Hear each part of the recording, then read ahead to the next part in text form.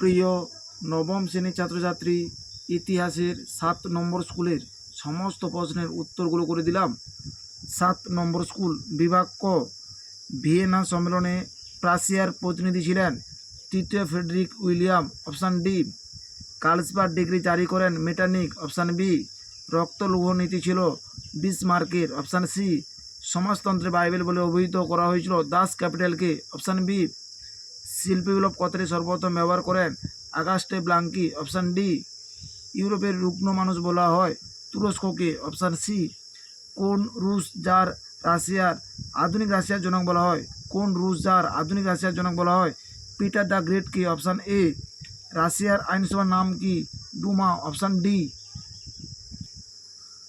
বিভাগ খ, 2 দাগে, ভিয়েনা সম্মেলনে কবে গৃহীত হয়েছিল? 1815 খ্রিস্টাব্দে ভিয়েনা সম্মেলন গৃহীত হয়েছিল।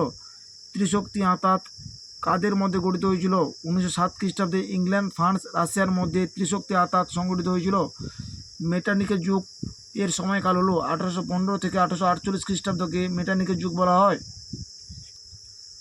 বিদ্যাকে সত্য অথবা মিথ্যা? 1830 খ্রিস্টাব্দে জুলাই বিপ্লব হয়েছিল, সত্য। মেনসেভিক দলের নেতা ছিলেন লেনিন, মিথ্যা। বলশেভিক দলের নেতা ছিলেন লেনিন। কূটনীতির জাদুকর নামে পরিচিত ছিলেন বিসমার্ক। মেটার্নিক মিথ্যা হবে, বিসমার্ক হবে সত্য।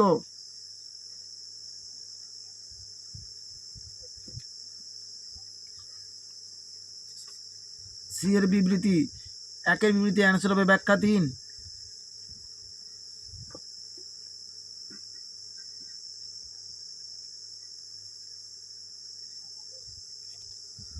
দুয়ের দাগে বিবৃতির অ্যান্সার হবে ব্যাখ্যা 1।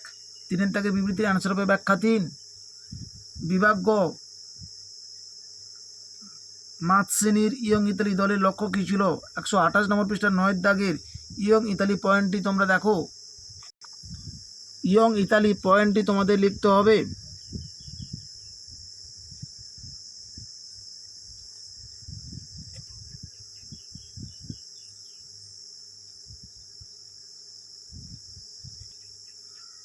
জোল ভেরাইন কি? 161 নম্বর পৃষ্ঠা 87 দাগের প্রশ্নের উত্তরটি তোমরা দেখো।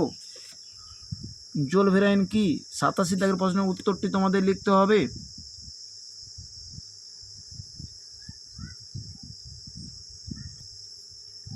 ভূমিদাস মুক্তির আইন কে কবে স্বাক্ষর করেন? 1861 খ্রিস্টাব্দে 29 ফেব্রুয়ারি রাশিয়ার জার দ্বিতীয় আলেকজান্ডার ভূমিদাস আইন স্বাক্ষর করেন। ইঙ্গ ফরাসি তোষনীতি কাকে বলে? 342 নম্বর পৃষ্ঠায় রয়েছে, তোমরা দেখো। দ্বিতীয় বিশ্বযুদ্ধের প্রাককালে নিজ নিজ নিরাপত্তা বজায় রাখার উদ্দেশ্যে ব্রিটেন ও ফ্রান্স কর্তৃক ইতালি, জার্মানি ও জাপানের আগ্রাসনের নীতিকে সমর্থন করাকেই তোষণনীতি বলা হয়। দ্বিতীয় বিশ্বযুদ্ধের প্রাককালে নিজ নিজ নিরাপত্তা বজায় রাখার উদ্দেশ্যে ব্রিটেন ও ফ্রান্স কর্তৃক ইতালি, জার্মানি ও জাপানের আগ্রাসন নীতিকে সমর্থন করাকে বলা হয় তোষণনীতি। এই পয়েন্টটি তোমাদের লিখতে হবে। শিল্প বিপ্লব বলতে কি বোঝায়? 218 নম্বর পৃষ্ঠা 2 দাগের প্রশ্নের উত্তরটি তোমরা দেখো। শিল্প বিপ্লব বলতে কি বোঝায়?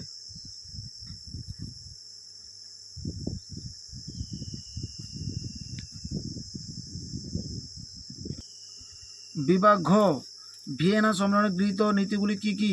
122 নম্বর পৃষ্ঠা 2 দাগের প্রশ্নের উত্তরটি তোমরা দেখো। ভিয়েনা সম্মেলনে গৃহীত নীতিগুলি হলো ন্যায্য অধিকার নীতি, ক্ষতিপূরণ নীতি, শক্তি সাম্য নীতি। এই 3টি পয়েন্ট তোমাদের লিখতে হবে।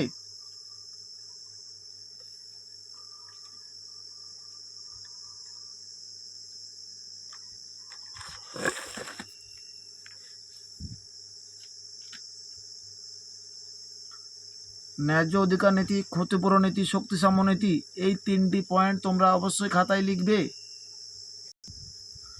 প্রথম বিশ্বযুদ্ধের প্রত্যক্ষ কারণ কী ছিল? 200 নম্বর পৃষ্ঠা 14 দাগের প্রশ্নের উত্তরটি তোমরা দেখো। 14 দাগের প্রশ্নের উত্তরটি তোমাদের লিখতে হবে। উত্তরটি তোমরা দেখো।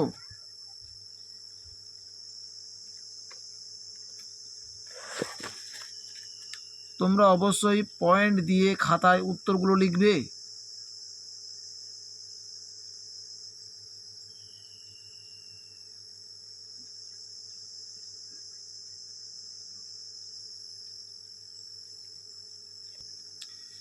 মেটার্নিক তন্ত্র বলতে কি বোঝায়? 142 নম্বর পৃষ্ঠায় রয়েছে, তোমরা দেখো।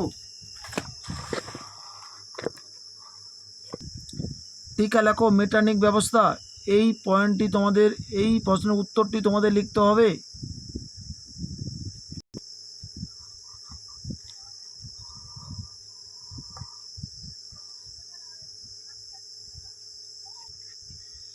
পাঁচের দাগে ইংল্যান্ডে শিল্প বিপ্লব হওয়ার কারণ কী ছিল? 189 নম্বর পৃষ্ঠা 2 দাগের প্রশ্নের উত্তরটি তোমরা দেখো। 2 দাগের প্রশ্নের উত্তরটি তোমাদের লিখতে হবে।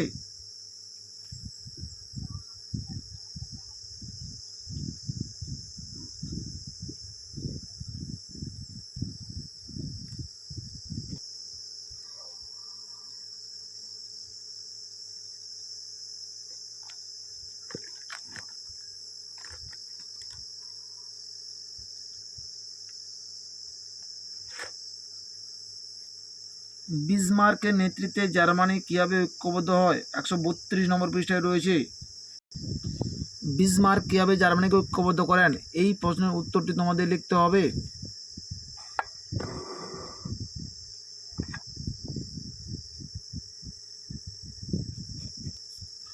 অবশ্যই তোমরা পয়েন্ট দিয়ে খাতায় উত্তরগুলো লিখবে।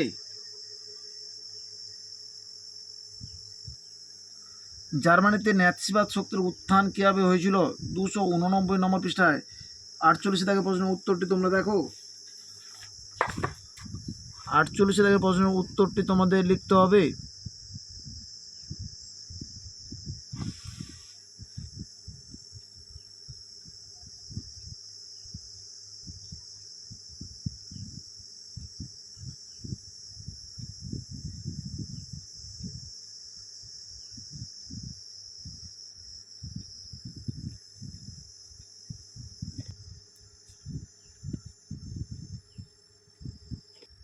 আমাদের ভিডিওটি যদি তোমাদের ভালো লেগে থাকে তাহলে তোমরা লাইক করো, শেয়ার করো, কমেন্ট করো। আমাদের চ্যানেল নতুন হয়ে থাকলে চ্যানেলটিকে সাবস্ক্রাইব করে পাশে থাকা বেল আইকনটিকে প্রেস করে রাখো। আমাদের ভিডিওগুলি আপলোড হওয়ার সাথে সাথে সবার আগে তোমাদের কাছে নতুন নতুন নোটিফিকেশানগুলো পৌঁছে যাবে।